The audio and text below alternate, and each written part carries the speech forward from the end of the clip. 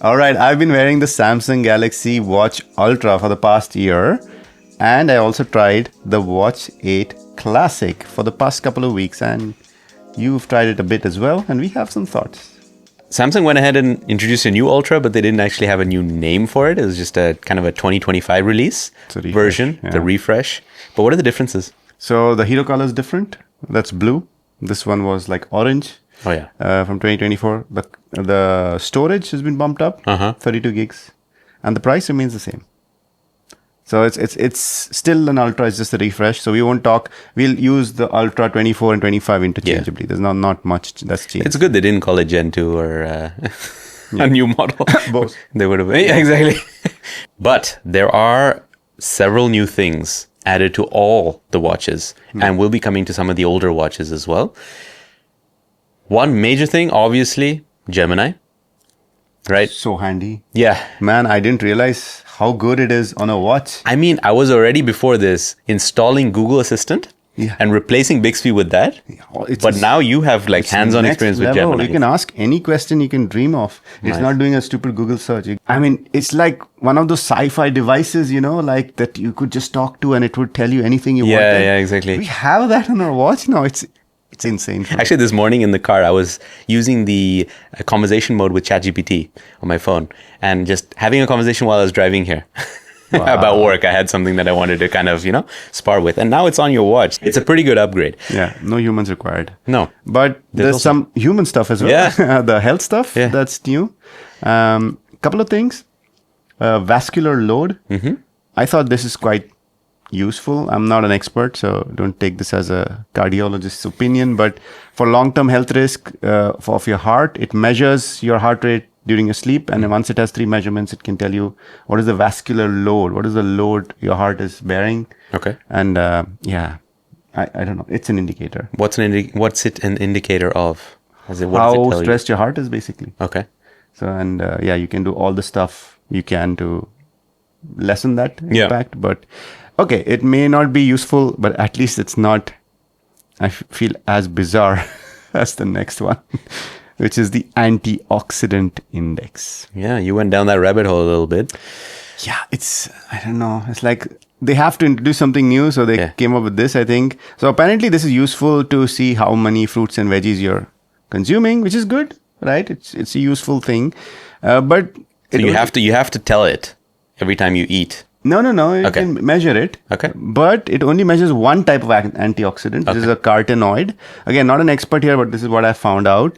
And there's a bunch of others that we need as well. So you're measuring one out of a bouquet of things you need. And the worst of it is it's not like the vascular load where it just measures in your sleep. Okay. You have to take it off, put your thumb on the back of and then measure. It just feels like, who's doing this? Yeah, I know. Yeah. Like, I like what Huawei did. Like, on the side, they had this button, which could also do a lot of measurements. So you don't have to take off your watch, but this feels just unnecessary at this point. So it means that there's a specific sensor on the bottom that they couldn't put on the sides. Maybe something for a future watch. I don't know. But this is not usable. This is weird. Someone takes off your watch and I don't even know of any real health reason you would do that. Say it was blood pressure. I've never heard anyone say, "Oh, I wish I could measure my carotenoids." Exactly. And if it was blood pressure, like where you really have a condition, you would probably take it off and measure. Yes. Like, what is this? Yeah. I don't know. I don't get it. Yeah. But anyway. Okay. Those were a couple of the new features that are added to all the watches, the whole lineup. But let's get into a little more details on the 8 Classic, because they went all squircle on the whole lineup. That means a round watch face on a square casing of the watch. It's a look. Do you like the look? Nah. You've been used to it for a little while now with the Ultra. Yeah. I don't know. I like new things, and I guess I get bored. So like for me, it's like the same as last year. Yeah. So, but I know people are very divided on this. Yeah, they are. I like it. I do. It's fun. But what I don't like is that it makes the whole watch bigger than it can be. Because if it's just a circle watch face and the whole casing is circle as well, then it's a lot smaller. So one thing to keep in mind with the Ultra and with the 8 Classic is that they are heavy watches. They're like twice the weight of the normal watches in the lineup, right? The 8. Yeah, exactly. For sure. And like if you're thinking about the looks, right? They came back with the bezel, so yay, rotating bezel. Yeah. But it's not as clean as the Watch 6 Classic. A lot of people loved that design. Yep. It didn't have the hour markers or anything, just a That's because it was round on round. Yeah, it was round and round as well. Yeah. So, I think the 8 Classic is less subtle than the 6 Classic. Yeah. And also the Ultra. Because you have literal hour markers there. Yes. And you have like the 10, 20, 40-minute markers. Yeah. Whereas this has no numbers. This just has those markers. Markings, yeah. That's clean. Much cleaner than this. I agree. Because if you have an analog watch face, a simple analog watch face, it's useful. But if not, and you were showing me this earlier. The info watch face. The info, whatever it's called, with a lot of information, then it's just adding too much complexity and distraction. And it doesn't look neat anymore. So they shouldn't have done that. Most of the marketing material you see with analog watch faces, and yes, it looks nice with that. But the moment you use a more complicated watch face, it looks like a bit of a hot mess. Exactly. You've used both. On your wrist. Yeah. What can you say about, like, let's say fit and comfort? Like this definitely feels more flush on my wrist. The Classic. It's much smaller. It's, I don't know. It felt like it just kind of sank in a bit more to my wrist. This one feels like it stands up a bit more. Yeah. It's not like very bad, but it just juts out that little bit more. Yeah. Yeah.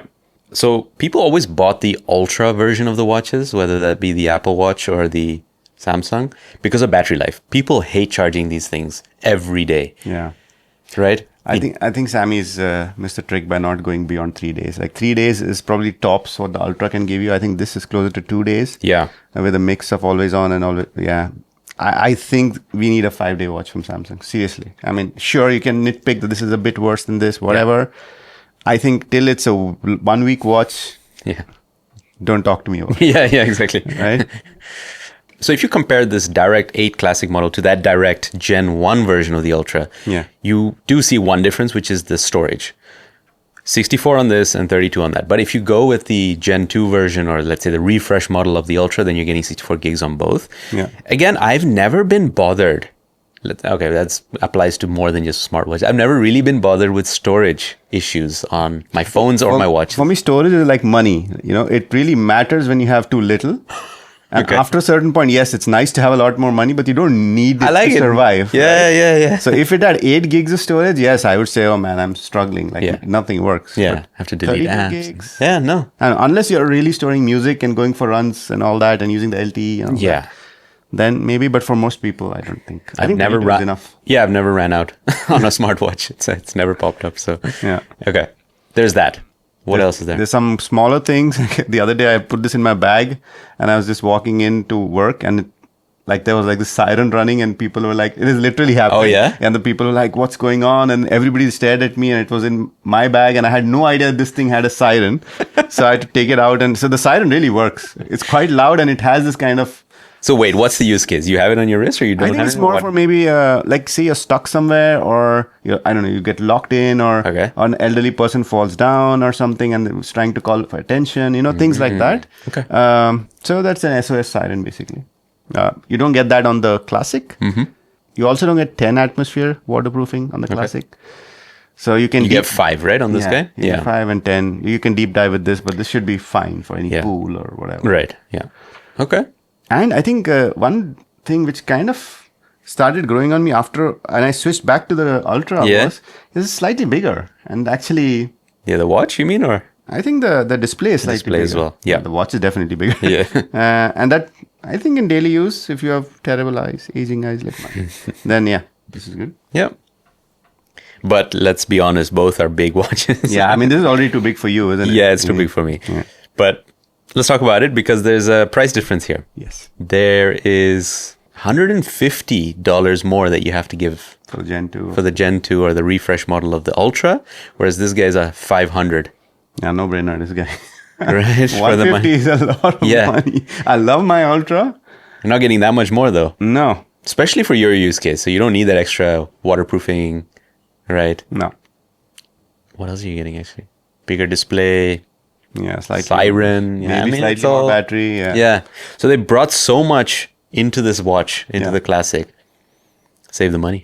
Yeah, and the bezel it's really a game changer. Yes. But the thing about a watch is you're not playing with it all the time. No. So like if I just need to click through a bit, I'm not No. so hassled by it. Indeed, yeah. So it's only if you're scrolling through menus and things like that and options. Yeah. But yeah. Yeah, so unanimous conclusion. Yeah. It's the classic. That's a hit this time. So big thanks to all our patrons and YouTube members, especially these guys at the tested tier. And our lovely Fuckman tier supporters, Paula, Raj Panda, and Rachel. Thank you so much. And if you want to check out a video we did comparing the Fold 7 from Samsung versus the S25 Ultra, which this guy's been using, then check out this video on screen right now. 3,